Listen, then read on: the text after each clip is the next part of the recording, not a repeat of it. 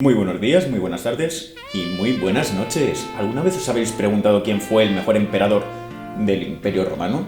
Sí, bueno, ¿quién tiene hambre? Pues en el día de hoy os voy a traer un top de los 10 mejores emperadores. Sí que es cierto que siempre que se hace un tier list, un ranking, hay cierto nivel de subjetividad, pero siempre intentamos basarnos en datos objetivos. Igualmente, si tu opinión es diferente o tienes un pequeño matiz en la misma, debajo de una magnífica cajita de comentarios, en las que podéis poner vuestra opinión. Y sin más dilación, ¡vamos al lío!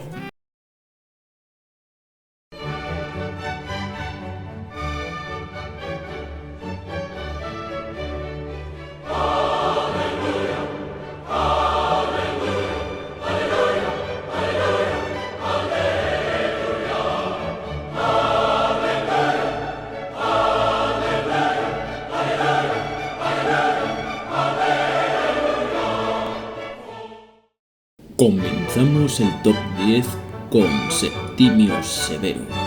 Lucio Septimio Severo, emperador del Imperio Romano del 193 al 211. Fue el primer emperador romano de origen norteafricano en alcanzar el trono, y el fundador de la dinastía de los Severos. ¿Acompaño yo a usted? ¿Podremos hablar con los morenos? Los morenos no hablarán contigo.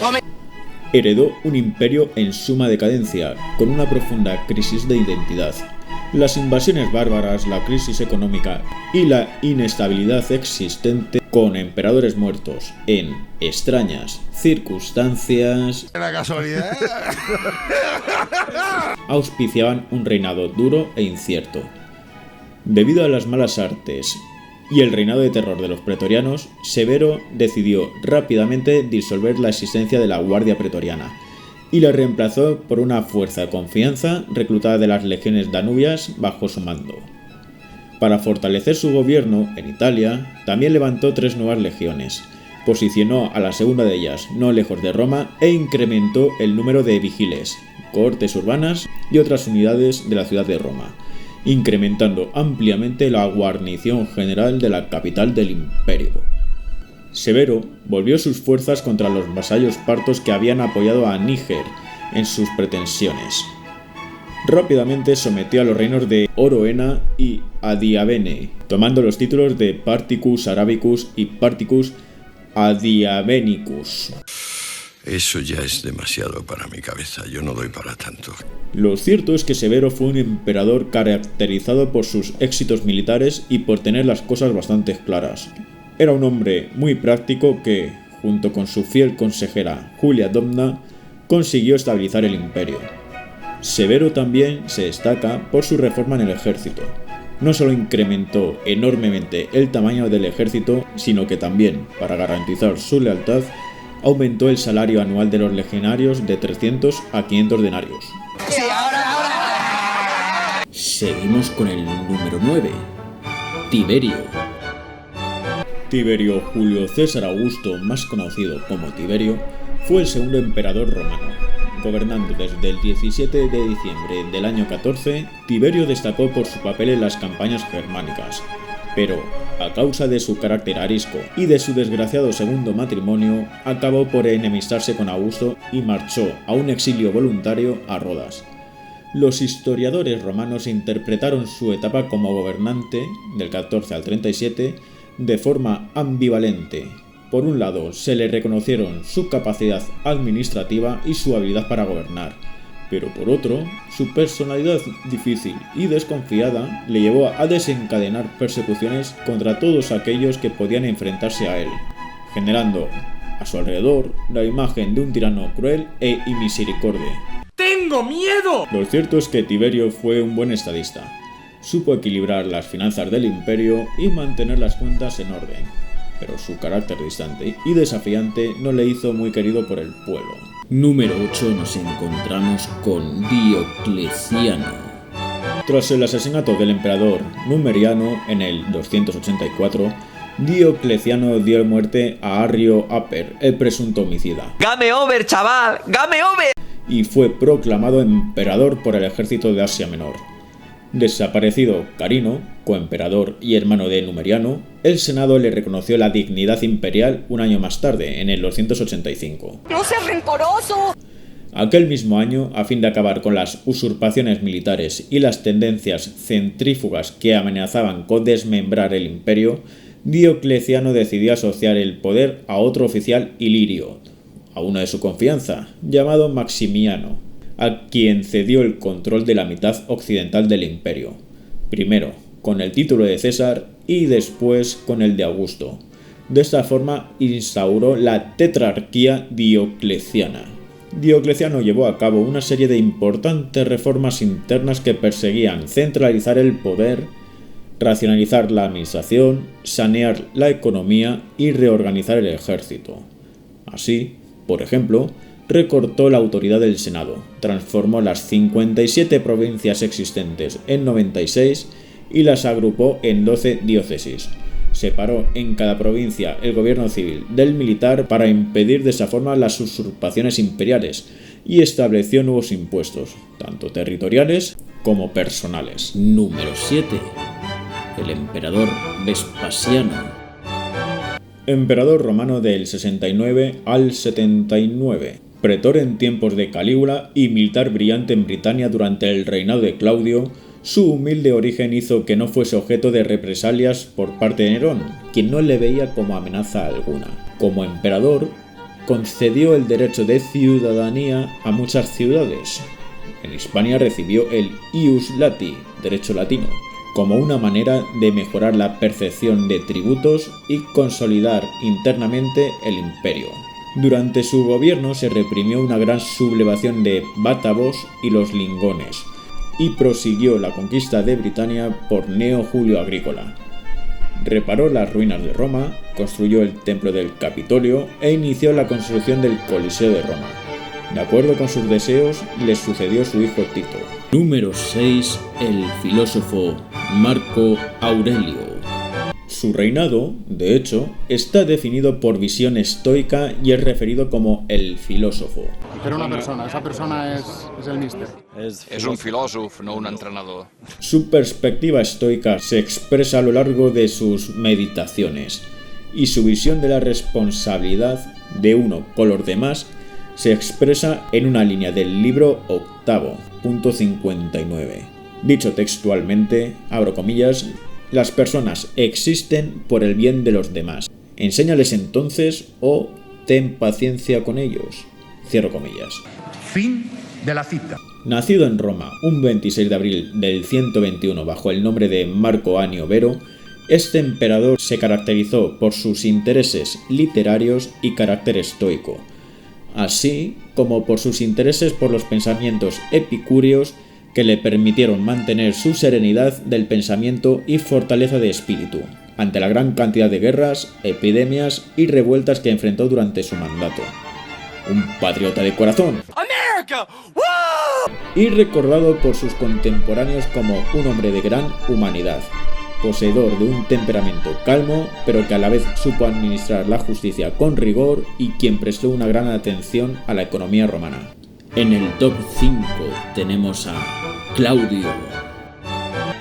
Claudio fue descrito por sus contemporáneos como un hombre estúpido, influenciable, incapaz e incluso mentalmente discapacitado. Tenemos 50,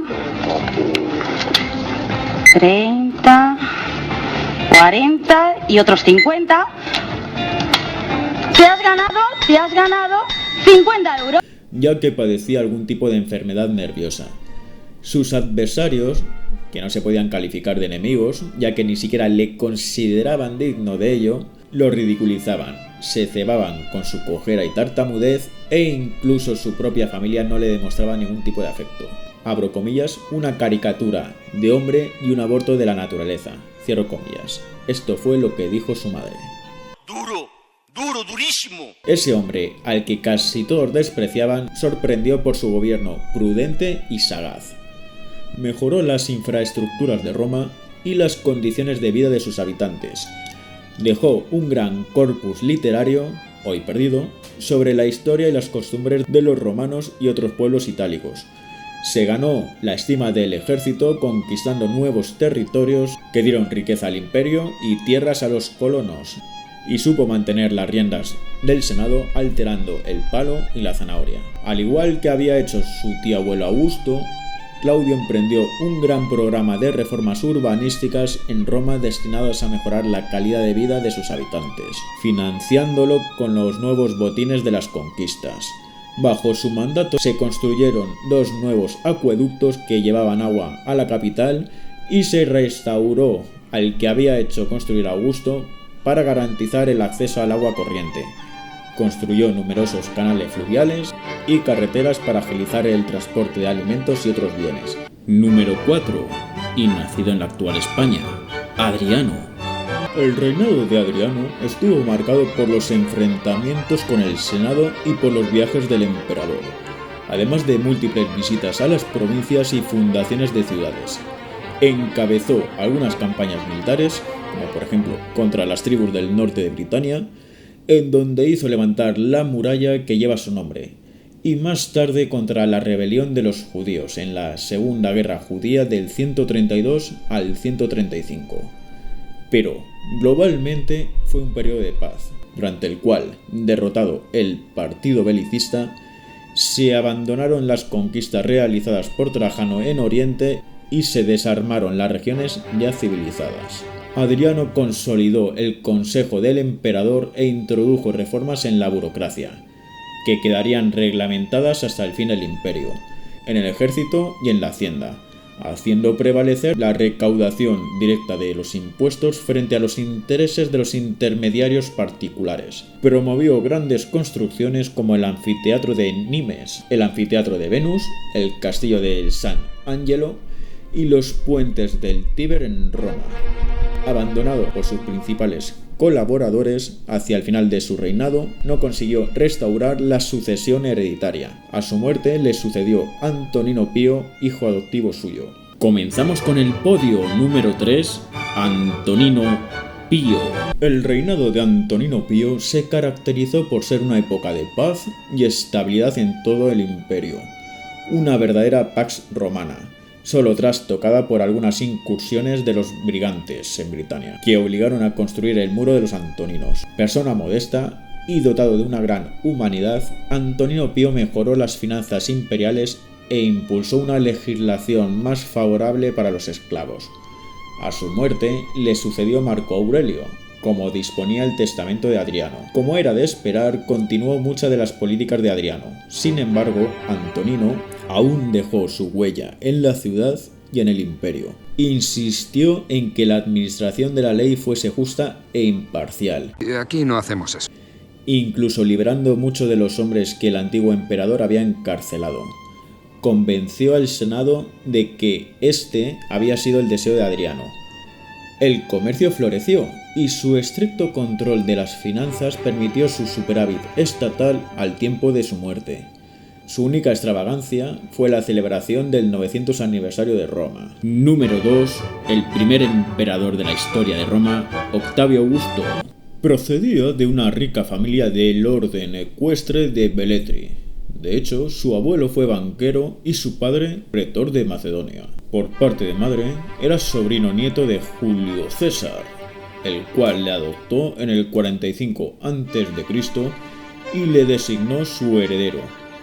Después de derrotar a Marco Antonio en la batalla de Módena, exigió el nombramiento de cónsul, rechazado por su juventud, ya que solamente tenía 20 años.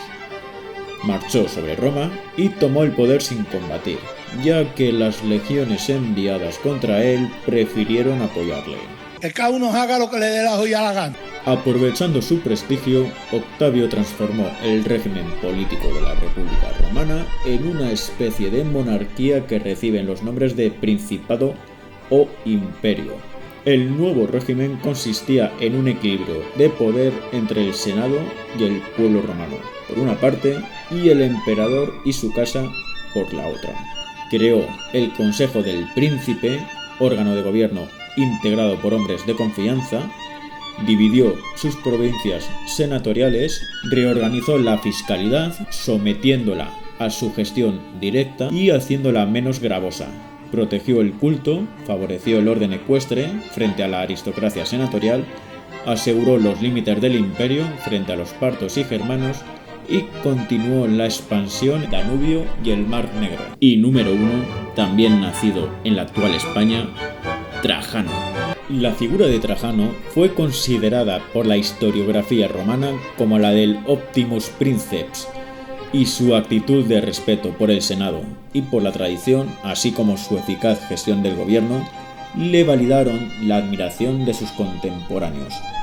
Mejoró la administración imperial, realizó numerosas obras públicas y, consciente del declinar demográfico del imperio, instauró diversas iniciativas tendentes a paliar sus efectos, protegiendo a las familias numerosas y a los huérfanos. Como administrador civil, Trajano es conocido, sobre todo, por su amplio programa de construcción de edificios públicos que transformaron la ciudad de Roma y dejó numerosos monumentos perdurables como el Foro de Trajano, el Mercado de Trajano y la Columna Trajana. Sin embargo, fue como comandante militar por lo que se celebró sus mayores triunfos. En el 101 lanzó una expedición punitiva contra el reino de Dacia, gobernado por el rey Decébalo, derrotando al ejército dacio cerca de Tapae en el 102 y conquistando finalmente el país en el 106. Unos años después fue más al este y se anexionó el reino nabateo, estableciendo la provincia de Arabia Pétrea. Luego de un periodo de relativa paz, lanzó su campaña final en el 113 contra Partia. Llegó hasta la ciudad de Susa, actual Irán, en el 116, logrando con ello la mayor expansión del Imperio Romano. Durante esa campaña Trajano enfermó y falleció mientras volvía a Roma. Y hasta aquí el top de los emperadores. Lo dicho, si os ha gustado, darle a like, suscribiros, comentad, recomendar a vuestros amigos y familiares, porque vamos a hacer que el algoritmo de YouTube trabaje duramente. Y nos vemos en el próximo vídeo. Muchas gracias, hasta la próxima.